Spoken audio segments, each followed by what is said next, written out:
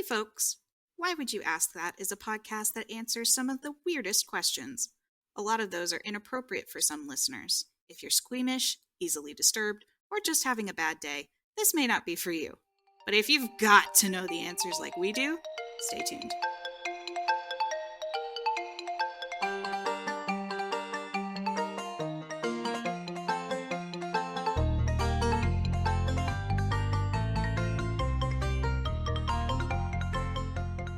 Do you want me to do it? I swear to God, Karen. I did that on purpose. I know you did! Okay, I'm done. Why would you ask that? My name is M, they, them, and... I'm Karen, she, her, and... Remy, he, they. We're giving Remy a little bit of a brain rest today. So, we're gonna kick it off with like a random question that I've had brewing in the back of my mind. But before that, we do have some announcements. Announcements? Hang on, I have to prepare myself for this. I gotta pretend like I'm in school.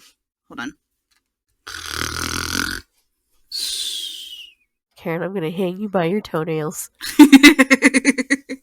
Wake the fuck up. I'm ready. Karen, I know you've been waiting with your announcer voice. Wait, for real? For real! Oh my gosh, okay. What were they again? Hey everyone. No, okay. Yes, announcements. So we have ads now. So in the middle of our episodes, you're going to get a little musical notes, and then an ad will play, and then music to bring us back in. We won't be having any ads at the beginning of episodes because we hate that. So why would we make you guys go through that? Episodes preceding this, we're just going to be going back and making a space for them. Well, I say we, but I mean Remy. Remy's our editing chief. So we're going to be building in a space for the ads. Call it something like the cash area.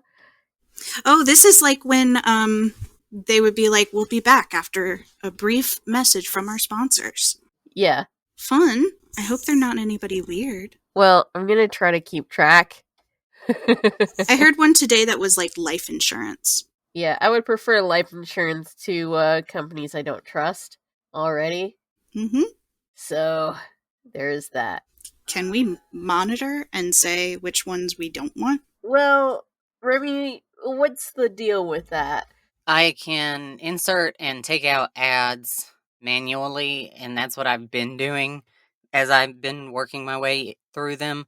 I just have been inserting the ads manually, and then I listen to it, and if I don't like the ad, I just take it back out and put a different ad in.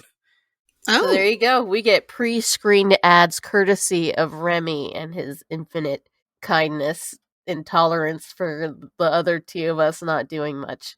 I was sick. That's the other announcement. So aside from ads, we are also moving our podcast to be available on YouTube, and we're going to have transcripts available. So, one, you can check us out on YouTube. You could put on the little closed captioning. It may not be perfect, but, it's a little more accessible. Also, I'm going to start working on getting transcripts for all the episodes to put up on our resource page so people who want the transcripts and want to read through the whole episodes can read those over there on those pages. If you have people who you want to hear us but are hard of hearing, so you can share this with them and they can be part of the conversation and maybe they can ask some questions. Yeah, we want to be more accessible and reach more people. May we begin now? I want to ask you guys a question, debate it the fuck out with you. What serial killer is the best roommate and which one is the worst? The worst one is Richard Ramirez. He does do a lot of weird shit. I should have come up with a better question. Best one is Ed Kemper. Why? He was very polite. Like, the police didn't believe it was him because he was, like, helping with the case. What the fuck is up with that, though? Do you know how many serial killers help with their own investigations? No, I don't. Way more of them than you would expect. I really don't expect that many, so. Or, like, not even serial killers, but, like, single-person murderers. For example, I'm watching 2020 today, and there's an episode where they find the woman's body in her room, and she's, like, been assaulted, like, sexually assaulted. Oh my god. Yeah, and on the back of her shirt, she's, like, leaned over on the bed with on her knees on the ground. She's been shot in the back of the head twice, and on the back of her shirt is written, "Fuck you." And this is horrendous. And her boyfriend is nowhere to be found, and they assume he's done it. And after a while, they pick up some kid using the debit card of her boyfriend, and they pick this, like, 17-year-old kid up, and he's like, "Whoa, man, this guy Dennis, he gave me the card to take out money and give the money to him." So they picked Dennis up. He's a musical theater guy, and he lives downstairs from these people, the girl who was murdered. And he's like, "I was just running a scam to get the money out of the bank, and it was with Sam, the boyfriend, and like he murdered her, and I just helped him cover it up, and I don't know where he's at." Well, it turns out Dennis murdered both of them. Oh my god. Jesus. But Dennis, like, actively attempted to help the police for a little while by, well, lying and saying that Sam did it and, like, trying to cover this whole thing up. But he, like, voluntarily was providing information that at the time the police thought was true information, and, like, voluntarily talking to the police, and, like, he gave up his DNA willingly. Okay, that's the Hmm. point where you're like, he's kind of stupid. Yeah, Mhm. you would think so, but then the police look at this like he lets them swab his cheeks and stuff, and police see these things and they're like, "Well, he can't be the killer. Why would he let us take his DNA?" And he Mhm. just comes across like an idiot, and like he's just being very helpful, and they just let him go home, you know? Hmm. And they were like, "Is there any reason we're gonna find your DNA in the apartment?" And he was like, "Yeah, I mean, I've been in his apartment before. We're friends. My DNA is going to be in there. I was in the bathroom. I washed my hands in there. I touched things." And they're like, "Is your DNA going to be on her body?" And he's like, "I mean, I was near the body. I mean, I helped him cover this up, so my DNA is probably going to be on her body." I mean, Oh he my just god. he just had reasons for everything. So, Dislike. yeah. But that's not uncommon necessarily for killers who are like sociopathic or whatever to just like be okay with helping the police. Literally in the episode like right before or after this episode was a different killer who just voluntarily like gave up her DNA and also like willingly talked to the police about about the murder of her like husband or boyfriend or whatever Hmm. What the when she fuck? had contracted a hitman to murder him. What the fuck? What the fuck? Dipshits. 2 episodes before that one, Diane Bound or whatever attempted to kill her 3 children herself. Oh, Diane Downs? Downs, thank you. Yeah. And she actively participated in the investigation of the quote unquote man who stopped their car and tried to murder her kids by like giving like a million media interviews about the situation and providing her DNA and like reenacting the situation for police in a car. And it was just, it's crazy how many people who murder other people are willing to actively participate in the investigation with police because they're narcissistic Yeah, that's true. and they think they're smarter than the police. She literally told the police, she goes, "You know what my IQ is? It's like 3 points away from being a genius," after she'd been arrested. What's the threshold that she's given us? What is genius IQ in her eyes? It's just, it's ridiculous how many of them are fine talking to the police and even giving up their DNA thinking that they've been smart enough that they won't get caught. I am immune to being caught. I am so much smarter than everybody else around us. And even like Ted Bundy, like talked to the police and like drove around with his murder stuff in the car. That shit's so fucked up.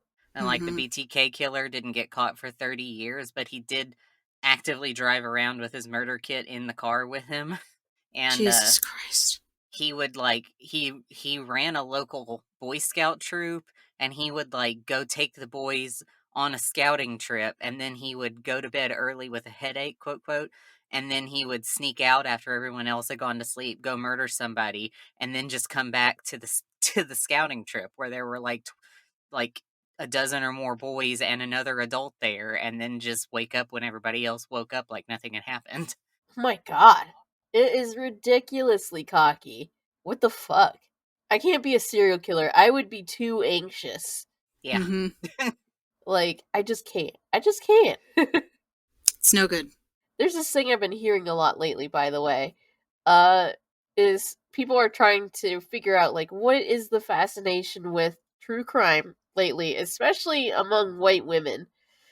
I don't think it's limited to white women, but but some people are like, it's just police propaganda. But how do you feel about that? That idea that it's police propaganda? Because I very strongly disagree.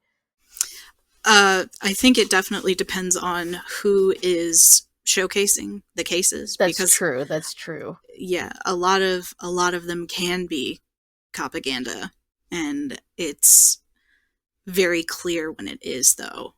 Yeah, you're just like, bro, this is not whatever TV show you think you're on. Yeah, yeah. Like I think Cold Case Files was one of those where it was very much devoted to showing what good cops are like and how hard they work, and all of that. But there are other series that devote themselves to showing showing them as monsters and bringing them to justice, but also maybe kind of showing some of the fumbles and messing up that the cops have done.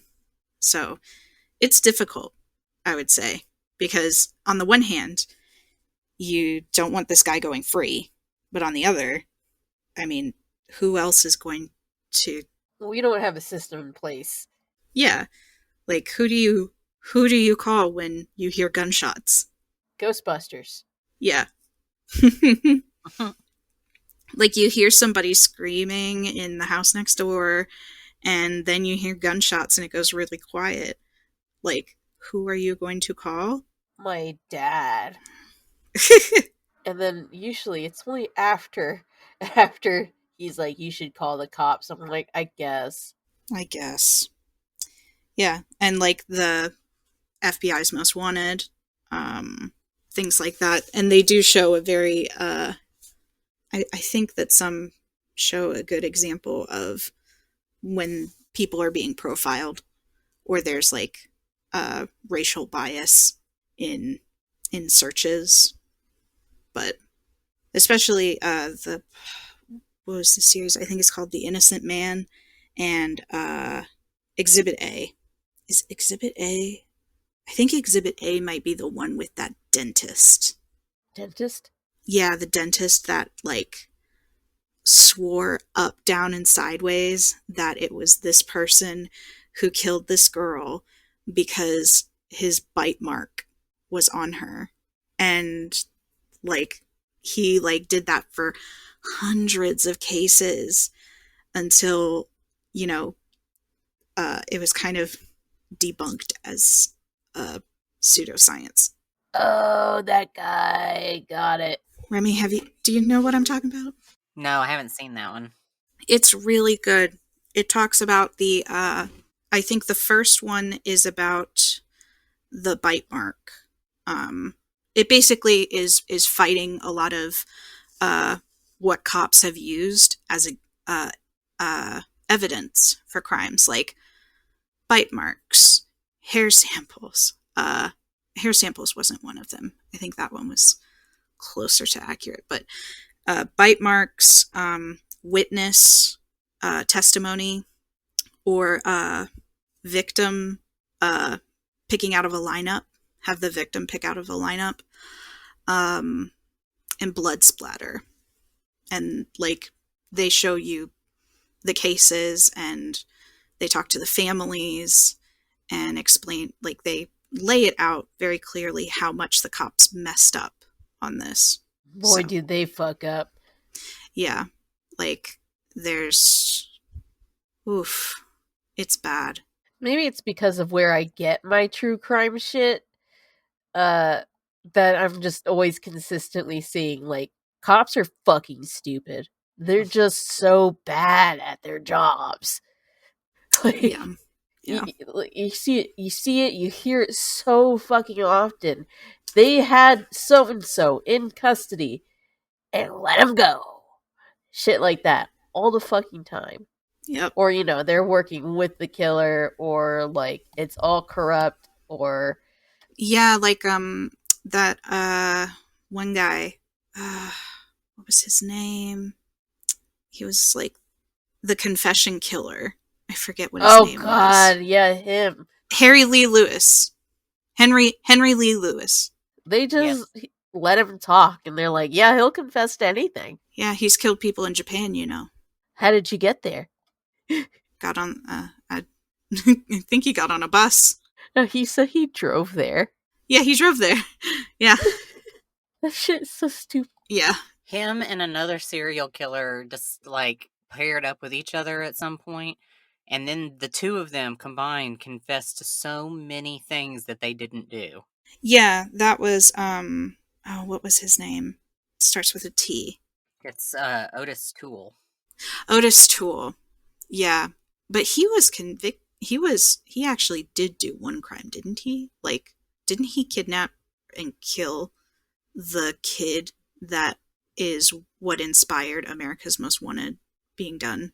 Adam Walsh. Yeah. I think that was it. Yeah, Otis Toole claimed to have killed Adam Walsh. Oh, he claimed it, but it wasn't proven.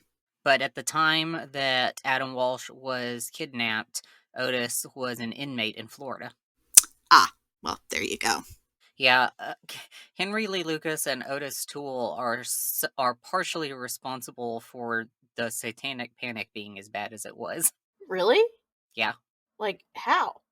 Because one of the lies that they told when they were confessing to all these murders was that the reason they were able to murder so many people was because there was a network of satanic cults across the United States.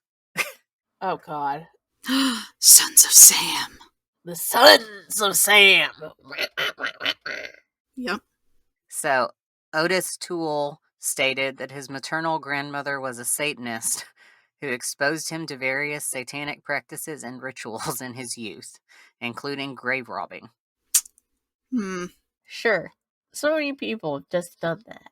Isn't that like a Wednesday family activity? As for whether or not true crime podcasts are cop propaganda, because you asked that and then I didn't answer it. Oh, right. That one, what I think Karen said, it depends on where you're getting it from, right? Did you say that, Karen? Yeah. Yeah.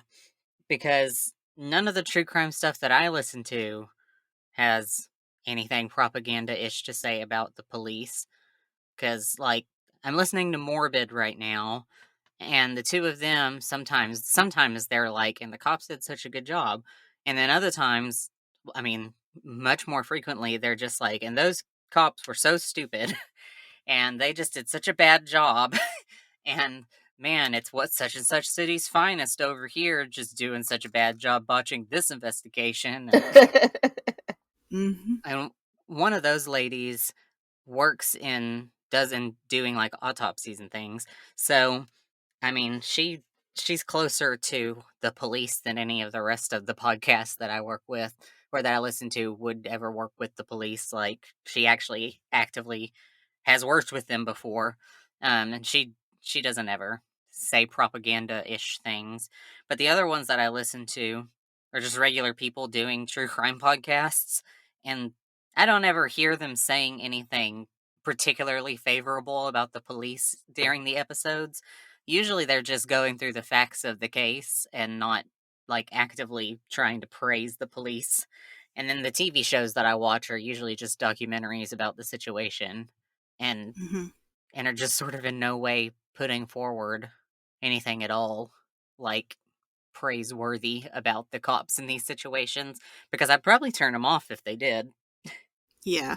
I would get really pissed off. I can't listen to that. Just Yeah, like I've tried to go back and watch, is it Cold Case or Forensic Files?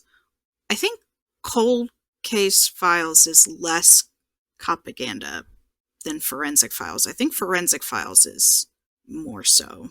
I prefer my true crime to be grassroots, Mm-hmm. grass fed, all natural. Yeah. I just don't enjoy having that serious bias towards cops when we have, all this bullshit so much lately. Mm-hmm. Okay, now what were you asking about serial killer culture? Oh, yes. What do you guys think of the rise and fall of killer culture? The obsession, the re-obsession, the decline of serial killing incidents in the news.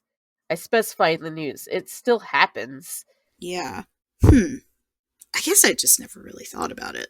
Like, I mean, we still see stuff that shows up because, we are still invested in true crime because, you know, we're just like that.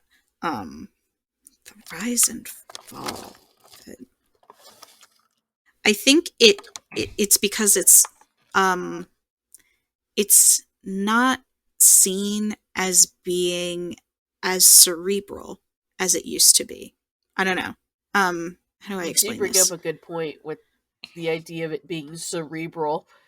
It I was think almost like an occultic art to try to catch a serial killer who was like a cryptid. yeah, I think that the idea of serial killers, because there has been so much like research into them, and uh it's everybody's, like, if anybody has a special interest, it could be true crime. And I mean, like psychologists, psychiatrists, they've all been looking into what makes these people tick, and now we kind of like understand the signs. So how do I keep dancing around what I'm trying to say, but I think what I'm trying to say is it's not new anymore. Oh, it's not the flashy new trend. Yeah, like um it became very popular in the 70s, because I think those were the first times that the courts would allow cameras and the news into the courtroom. So people were actually watching and seeing what was happening. They turned into kind of like these weird celebrities. Exactly. Yeah.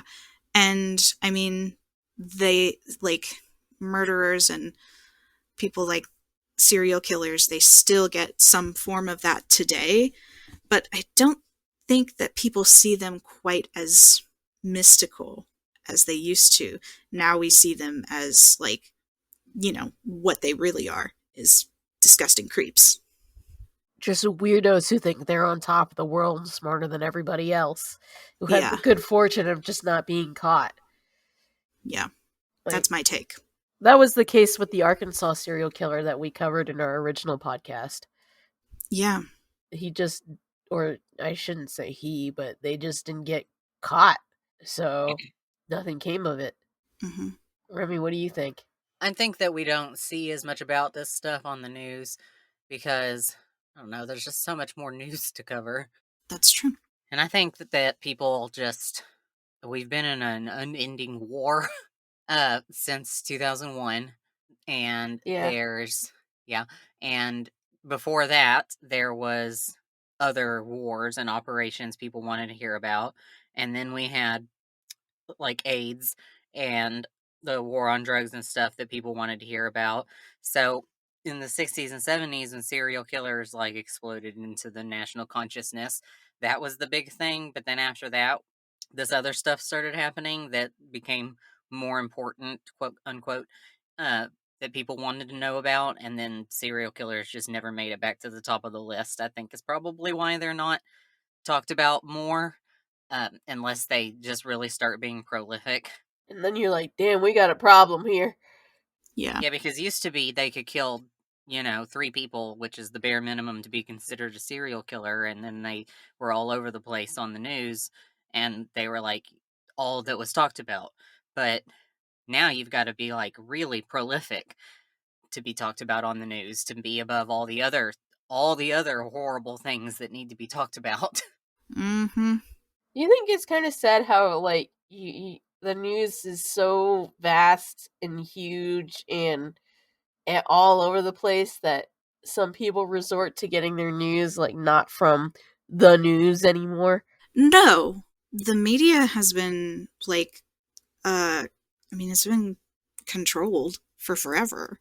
And now that we're finding ways to get our news and share our news, like person to person, from person experiencing it, from person like at ground zero of the event, can get on their phone and film it and talk about it, like, and that getting straight to you, and you can form your own opinion about it. I think that's really powerful. I think that's something that we, as a society, have never really had before. And I think that it's because we have had to rely on the news to give us what's going on and what to be aware of. And I believe in like local news and talking about local news. However, big news is like, it's run by corporations. And I don't want to be one of those people that's like fake news, but the media is run by corporations. And I mean, you're absolutely correct. yeah, and they're going to suppress whatever they can if it doesn't fit their narrative. And that's why local news is important, because local news are not as affected by I don't know how to say it. The local news, they're not nationwide. So the people witnessing them they can curtail the stories to fit the community. Uh-huh. Because they're a part of the community. Whereas national news, they're like all in New York or whatever.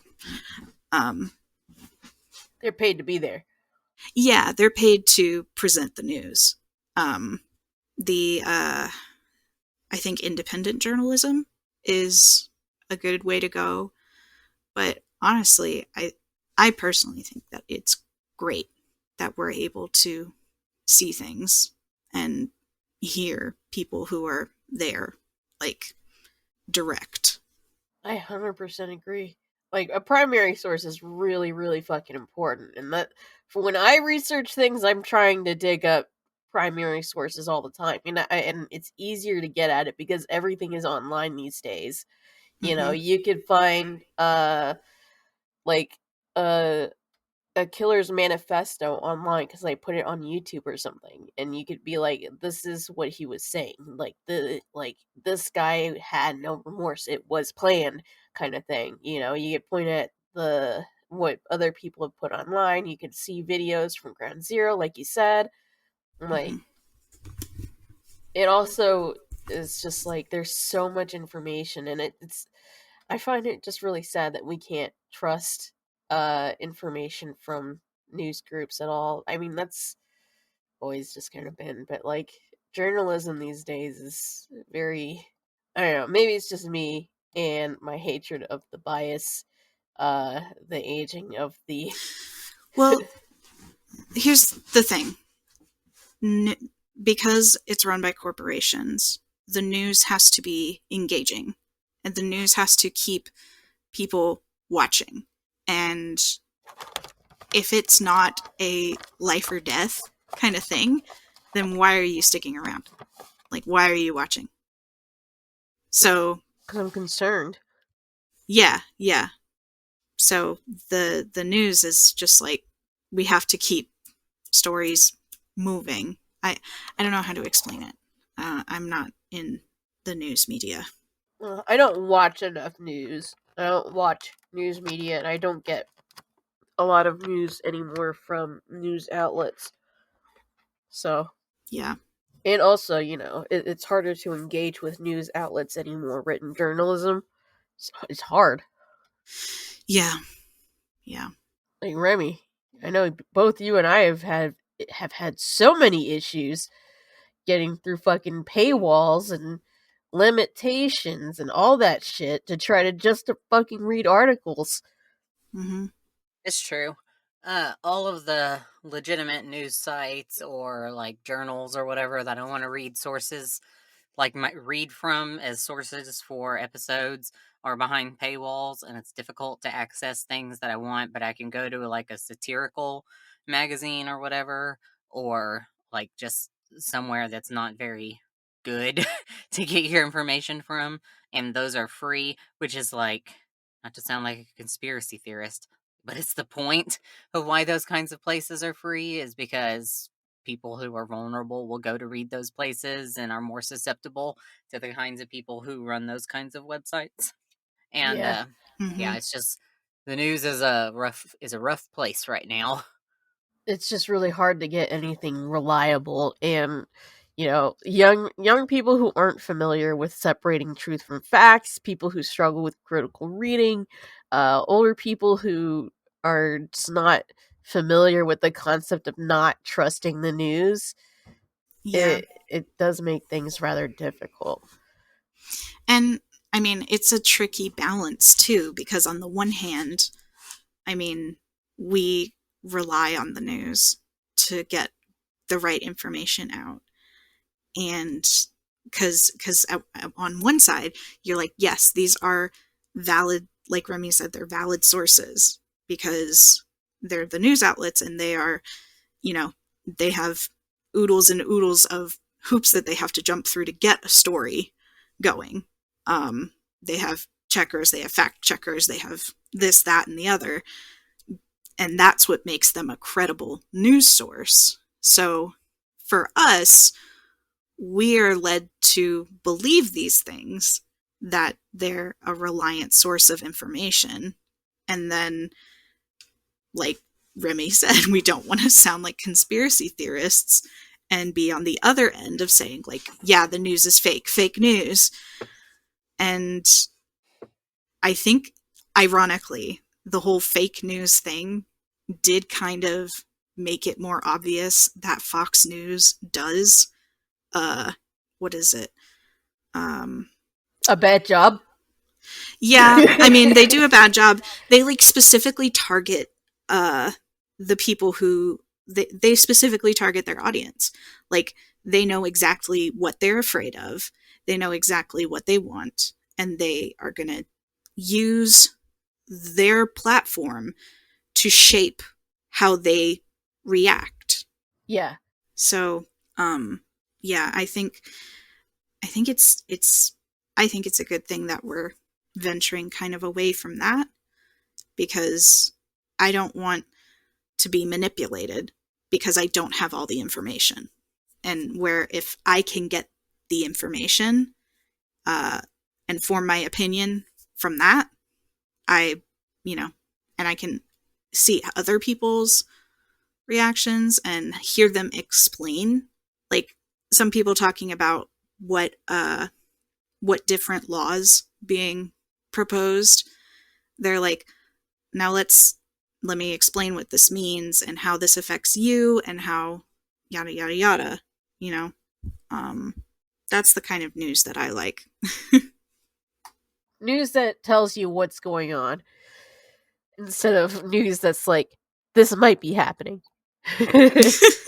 We can't say for sure, but we heard from someone who heard from their cousin, which I do not appreciate. That's not my jam at all.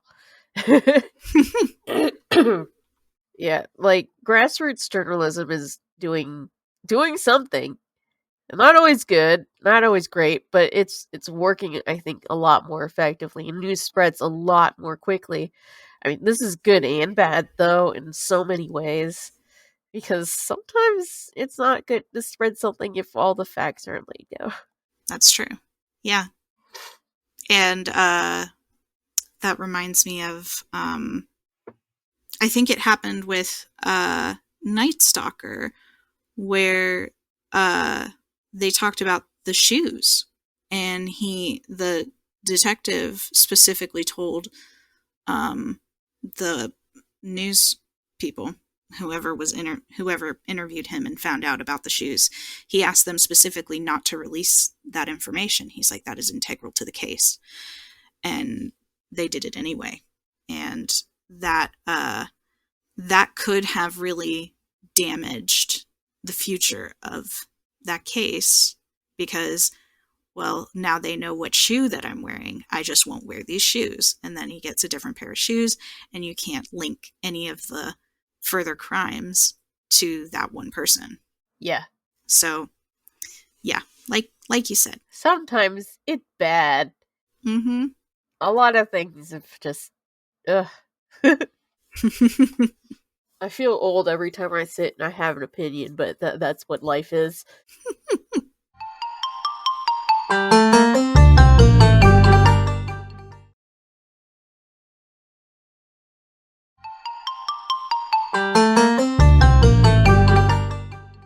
We went from serial killer roommates all the way here.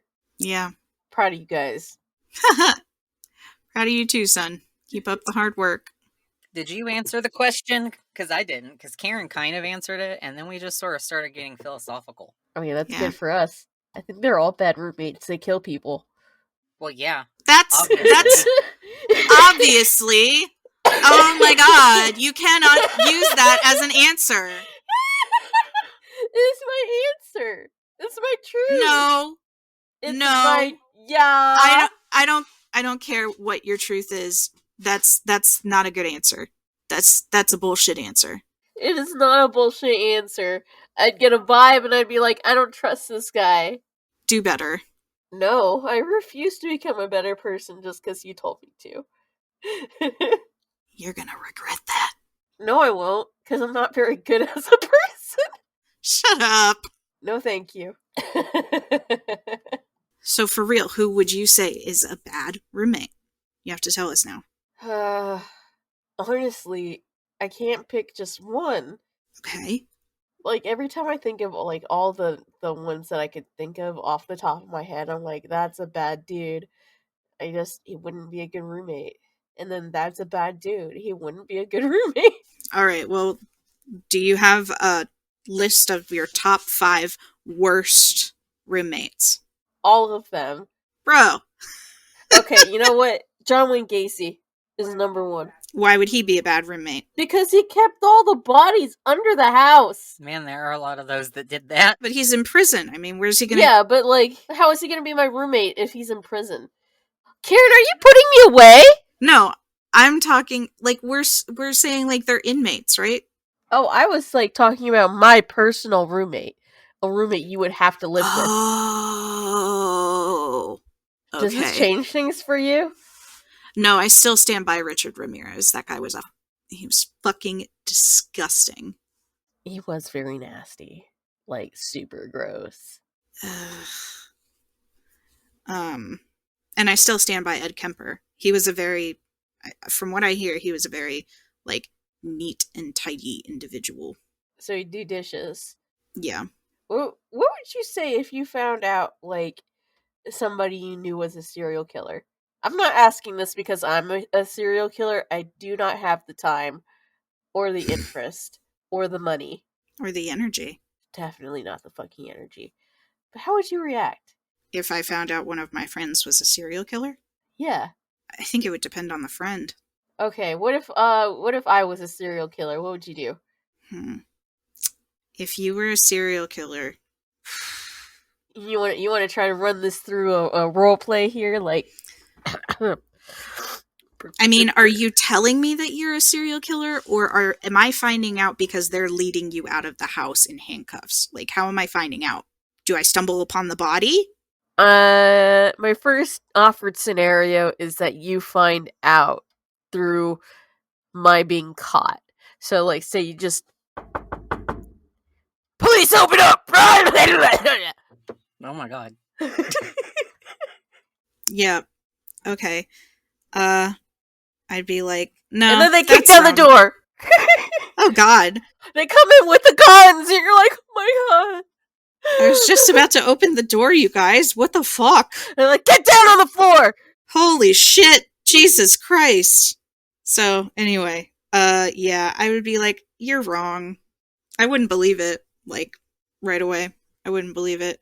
They'd have to bring, like, really hardcore evidence, because I would be like, I need DNA in order to convince me, because... They licked every victim's face.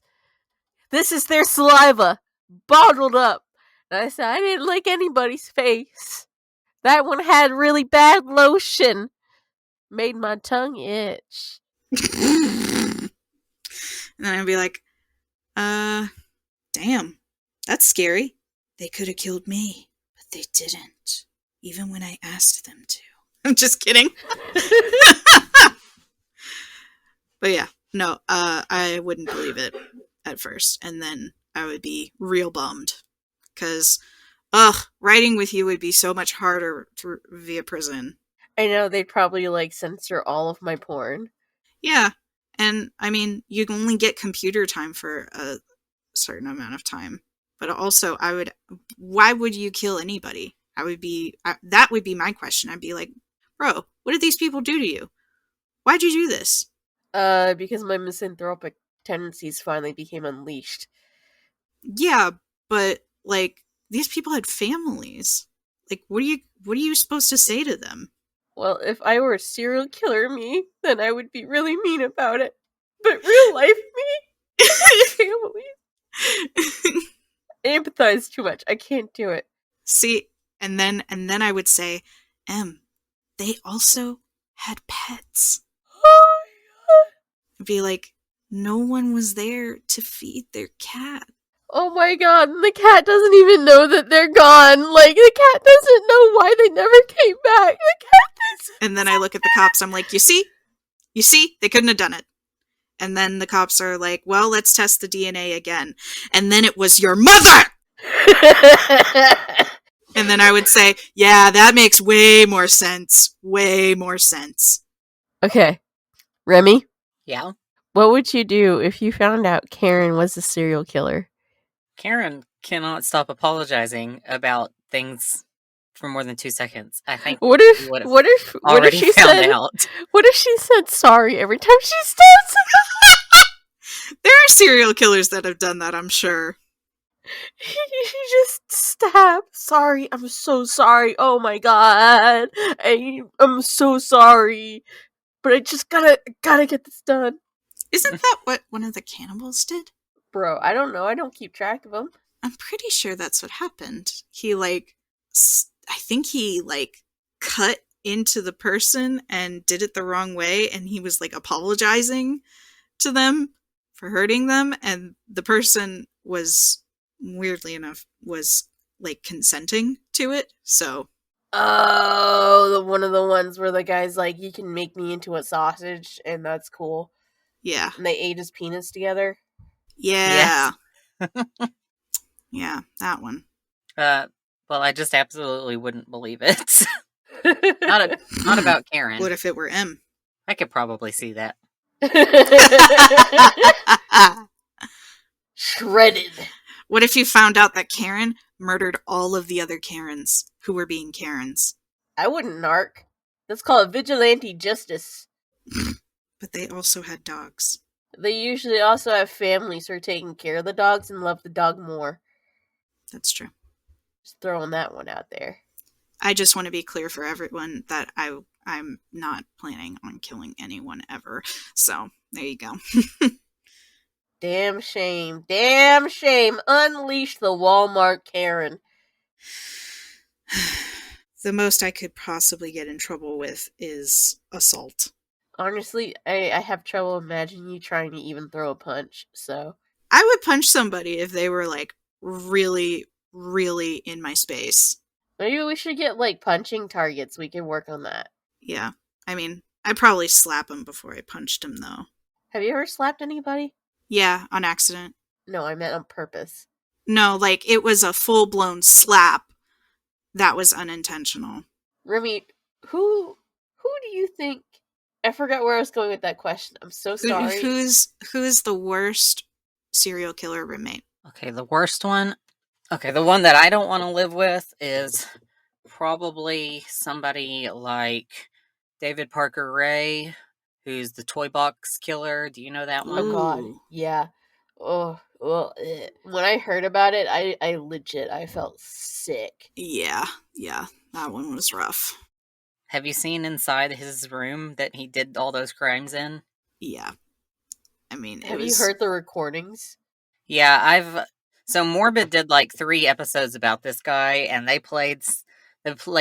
She read the transcripts from the cassettes that he would play to the women that he took, and they were disgusting. Have you seen They're inside the room, Em? Because I have a picture. I have. I've also listened to the tapes. I cried when I was listening to them. Mm. Yeah, he's pretty gross. I am looking at a picture of him, and he doesn't look like how I thought he would look, though. They never do. I mean, he looks like a skinny guy that belongs on a ranch or something. This guy. Look at him in his little white shirt. He's, Ugh. Who's your best roommate, though? I hate them all. I know you hate them all, but you made Karen pick, and Karen picked one, so you should have to, too.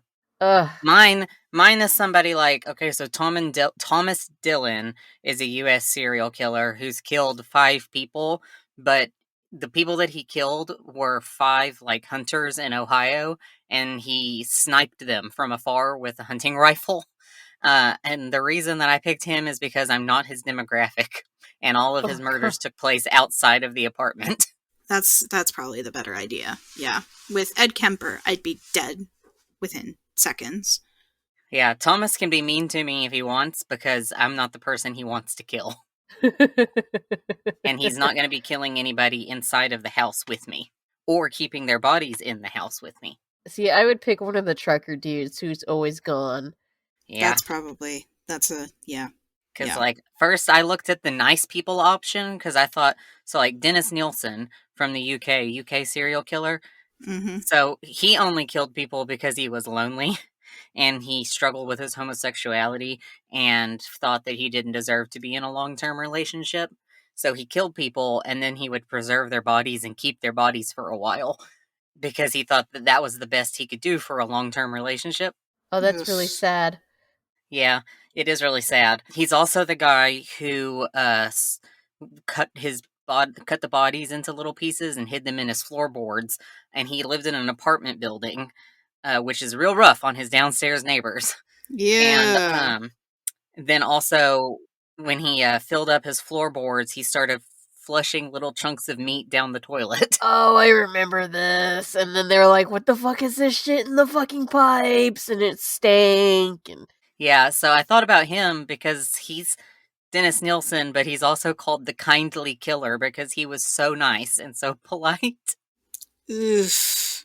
And I was like, well, no amount of niceness is going to get over how absolutely horrendous his apartment had to smell and all the surrounding apartments, and also the fact that there'd be a dead body in the apartment with me at all times. Yep. God, you can't get it out, man. You just can't get it out.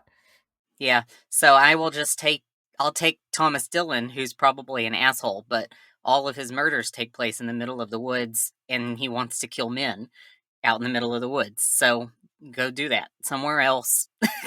Yep. Yeah, and you want a trucker guy, which is a good choice also because they're never going to be around. Exactly. We got to actually end this podcast. Yes, I'm ready to do that. Thank you guys for listening to this ramble episode, which I'm going to call it.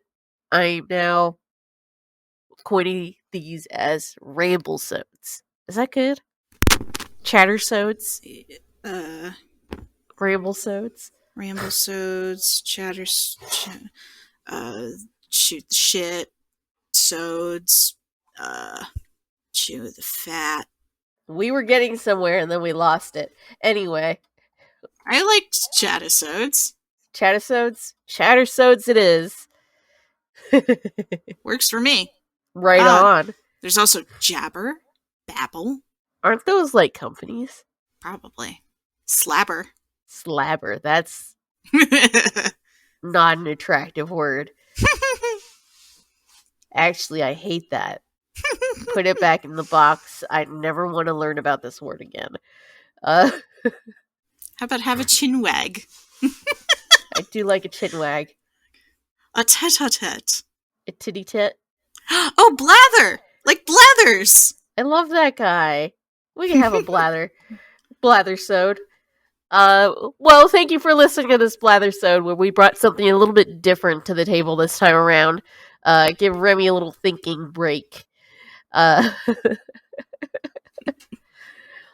So next week we'll bring back all the education and facts you love from us, and this week you get us talking shit and getting back in the spirit of talking shit. Woo! So as always, you can always send us questions through our email, whywouldyouaskthatpod@gmail.com. Again, that is whywouldyouaskthatpod@gmail.com. Or you could go to our website, whywouldyouaskthat.com, and fill out the little form that Remy's made for you. It's nice and convenient, and we endure bots for this. Send us a question, viewer questions, listener questions always get the top of the list, unless we somehow magically get a whole bunch of you, and then we gotta kind of figure things out from there. But so far has not happened. Anyway. Hey, you never know. We could become the next TikTok viral trend. I don't know. Unlikely. As always, please, you'd be doing us a really, really, really big favor if you would like us or subscribe to us or rate us and give us those 5 stars that everybody loves and craves. Or you don't even have to do 5, but maybe push us past 3. I don't know. And, leave comments, interact with our podcast in any way, just so we could hopefully grow our listenership and you get more people to talk about weird shit with. Woohoo! So, thanks for listening, everybody. Bye. Bye. Bye.